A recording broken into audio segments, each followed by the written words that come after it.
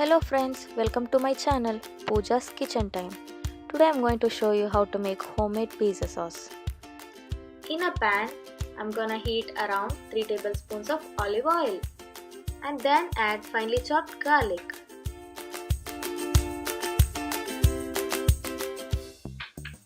Into this, add finely chopped onions and saute till onions are translucent. Into this, add tomato puree or tomato paste. Here I am using tomato paste.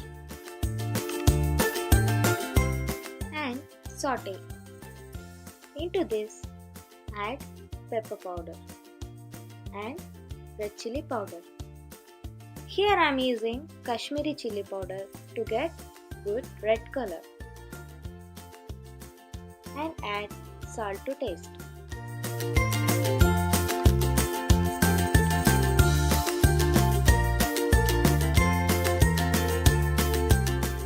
Now I'm gonna add little bit of water to get saucy consistency. And add a teaspoon of oregano powder and mix well. Now the pizza sauce is ready. I hope you liked the video. Please leave a comment in the comment box below and subscribe to my channel. Thanks for watching. See you soon.